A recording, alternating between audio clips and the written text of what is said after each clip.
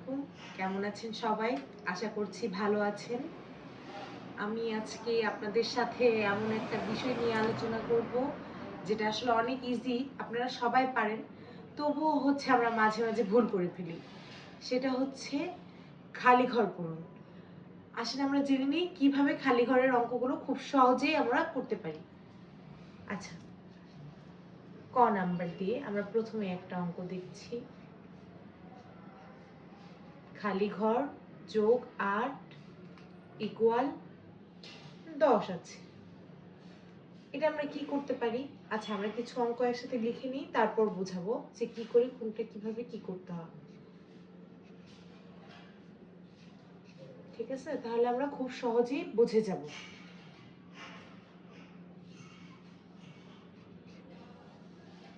আচ্ছা, তারপর দেখি।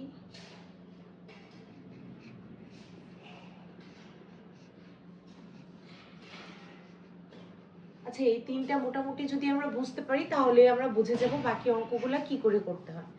এখানে আছে ফাঁকা ঘর, তারপর 8, এখানে আছে 10। স্বভাবতই আমরা কি করি? যোগ চিহ্ন থাকলে যোগ করি, বিয়োগ চিহ্ন থাকলে বিয়োগ করি। কিন্তু খালি ঘরের বেলায় আমাদের কি করতে হবে?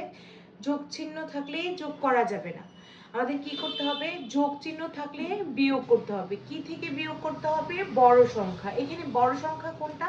অবশ্যই 10। তাহলে 10 থেকে আমরা কি বিয়োগ করব? 8। কত থাকে? 2। এই শূন্যটা আমরা না দিলেও হয়, যেমন 10 থেকে 8 চলে গেলে 2 থাকে। আপনারা চাইলে দিতে পারেন রাফের জন্য, না করলেও হবে। তো এখানে তাহলে ফাঁকা ঘরে কত হবে? 2। এখন দেখি আমাদের অঙ্কটা হয়েছে কিনা। 2 যোগ 8 সমান কত? 10। এই তো উত্তরটা মিলে গেল। আচ্ছা, তারপরেরটাতে আসেন। দেখেন এখানে ফাঁকা ঘর, তারপর বিয়োগ চিহ্ন, তারপর 9, তারপর 8। এখন বলেন তো আমরা এটাতে কি করতে পারি? এখন এখানে বিয়োগ চিহ্ন আছে, আমরা কি এটা বিয়োগ করব? না। তাহলে কি করব আমরা? এটা আমরা যোগ করব। 9 আর 8 যোগ করে দেন। 9 আর 8 যোগ করলে কত হয় দেখেন তো? 9, 10, 11, 12, 13, 14, 15, 16, 17। 17 আসে, তাই তো? আর যাদের একটু গুনতে প্রবলেম হবে তারা এইভাবে গুনেন। 1, 2, 3, 4, 5, 6, 7, 8, 9। 1, 2, 3, 4, 5, 6, 7, 8। তাহলে কত হলো?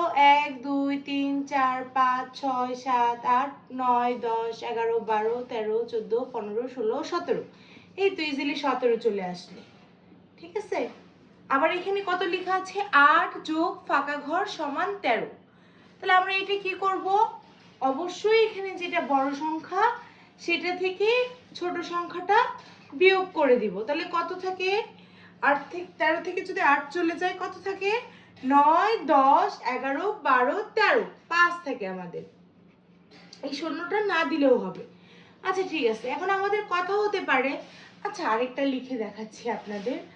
যদি এখানে থাকে 17, এখানে বিয়োগ, এখানে ফাঁকা ঘর সমান, এখানে হচ্ছে 7। ঠিক আছে, সেই ক্ষেত্রে আমরা কি করতে পারি? তাহলে এখানে বিয়োগ চিহ্ন ছিল জন্য আমরা যোগ করে দিছি। আমরা যদি এইভাবে নেই থিওরিটা, যে এখানে বিয়োগ চিহ্ন আছে তাই আমরা এটা যোগ করে দিছি, তাহলে তো এখানেও বিয়োগ চিহ্ন আছে, সেই হিসেবে তো এটাও যোগ হওয়ার কথা। তাহলে আমি যদি 17 আর 7 যোগ করি কত হয়? 7 আর 7 14, 14 4 হাতের 1, 1 আর 1 2, 24। তাহলে কি অঙ্কটা হলো? আমরা কি ছোট সংখ্যা থেকে কখনো বড় সংখ্যা বিয়োগ করতে পারবো? বলেন তো। সম্ভব না, তাই না? তার মানে এই অঙ্কটা আমার ভুল হয়েছে। তাহলে আমাকে কি করতে হবে? আমাকে এটা কি করতে হবে? 17 থেকে, মানে বড় সংখ্যা, এখানে যেটা বড় সংখ্যা আছে সেটা থেকে ছোট সংখ্যাটা বিয়োগ করে দিতে হবে। দেখি 17 থেকে 7 চলে গেলে কত থাকে? 7 থেকে 7 চলে গেলে 0 আর 1 এর 1, যেহেতু নিচে কিছু নাই। এখন দেখেন 17 থেকে 10 চলে গেলে কত থাকে? 7 থাকে। তার মানে এই অঙ্কটা আমাদের কি করতে হচ্ছে? বিয়োগ করতে হচ্ছে, তাই তো? এখন আমরা কিভাবে মনে রাখবো যে এখানে বিয়োগ ছিল, এখানেও বিয়োগ আছে, একবার যোগ হলো, একবার বিয়োগ হলো, আবার যোগ থাকলে হচ্ছে এখানে বিয়োগ করতে হলো, কিভাবে বুঝবো যে কখন কোনটা করতে হবে? এজন্য আসেন আপনাদের জন্য একটা সুন্দর একটা সূত্র বলে দিব, যেটাতে আপনারা খুব সহজেই মনে রাখতে পারবেন কখন কোনটা করতে হবে। ঠিক আছে, এই বিষয়টা আমরা খুব সহজে আপনাদেরকে বুঝিয়ে দেব। আসেন, আমরা শুধু একটা জিনিস মনে রাখবো, যদি সামনে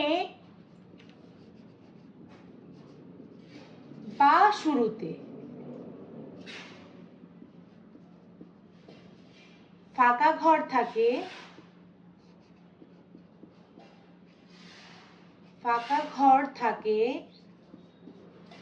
কি বলেছি, যদি সামনে মানে অঙ্কটার শুরুতেই সামনে বা শুরুতে ফাঁকা ঘর থাকে এবং এরপর বিয়োগ চিহ্ন থাকে, শুধুমাত্র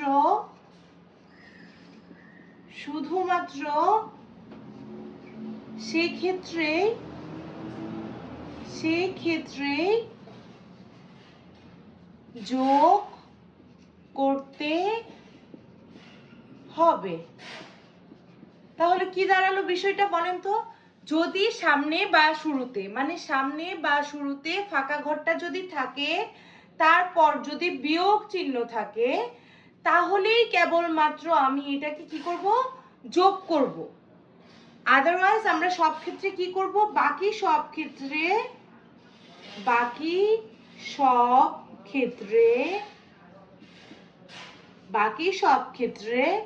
বড় সংখ্যা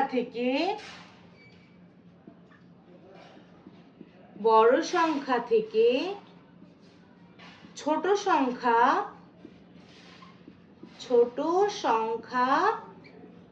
বিয়োগ করতে হবে।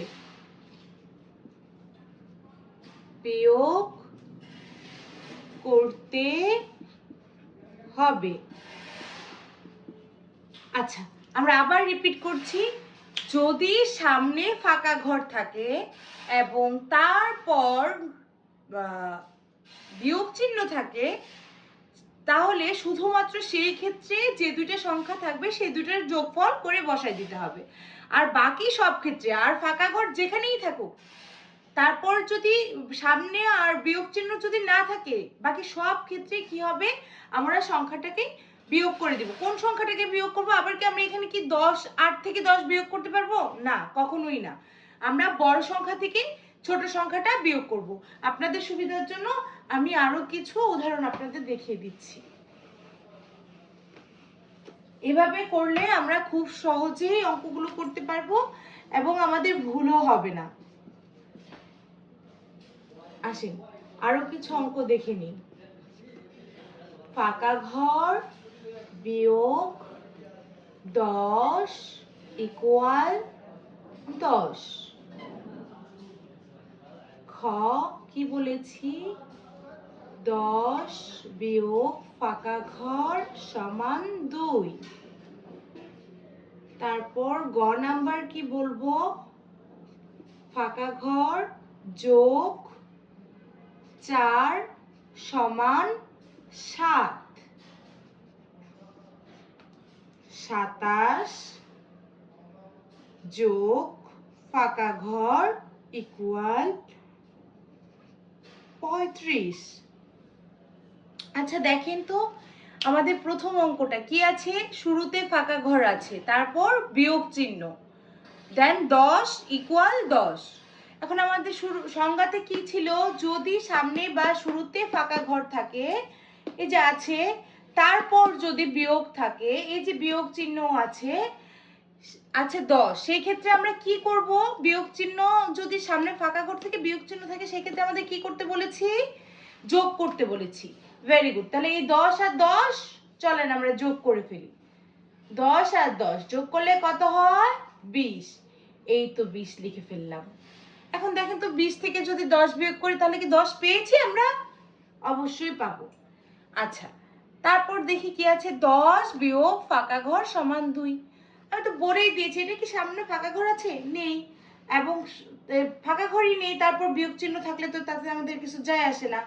এখন দেখেন, তাহলে আমরা কি করব, বাকি সব ক্ষেত্রে বড় সংখ্যা থেকে ছোট সংখ্যা বিয়োগ করতে হয়। তাহলে এখানে বড় সংখ্যা কোনটা, 10 না 2? কোনটা বড় সংখ্যা? অবশ্যই 10। 10 থেকে 2 বিয়োগ করে দেন, কত থাকে? 8। তাহলে এখানে কত হবে? 8। এখন আমরা একটু পরীক্ষা করে যদি দেখতে চাই অঙ্কটা হয়েছে কিনা, তাহলে আমরা এখানে 10 থেকে 8 বিয়োগ করে দেখব যে 2 থাকে কিনা। অবশ্যই 2 থাকবে। আচ্ছা, বলেন তো এটা কি হবে? সামনে ফাঁকা ঘর, তারপর যোগ চিহ্ন 4 সমান 7। এখন আমি তো এখানে বলেছিলাম সামনে যদি ফাঁকা ঘর থাকে, তাহলে সামনে ফাঁকা ঘর আছে, তাহলে কি এটা যোগ করে দিব?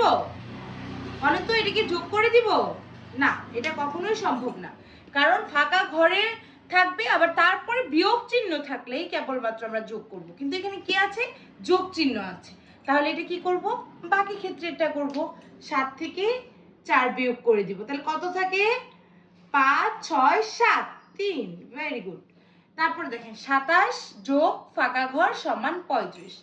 এইটাও তো এই যে সামনে ফাঁকা ঘর নেই, তার মানে আমরা বুঝেই গেছি আমাদের এটা কি করতে হবে? বিয়োগ করতে হবে। কি থেকে কি বিয়োগ করতে হবে? বড় সংখ্যা থেকে ছোট সংখ্যা। তাহলে হচ্ছে 35 বিয়োগ 27 কত থাকে দেখেন তো? এখানে 5 আছে, 5 থেকে কি 7 বিয়োগ করা যায়? যায় না তো, তাই না? তাহলে 5টাকে আমরা কত ধরবো? 15 ধরে নিব। 15 থেকে 7 গেলে কত থাকে? 8 9 10 11 12 13 14 15 8 থাকে।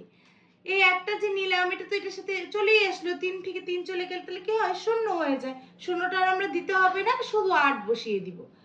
এখন দেখেন 27 আর 8 যোগ করলে কত হয়ে যায়? 35 হয়ে যায়। তাই তো?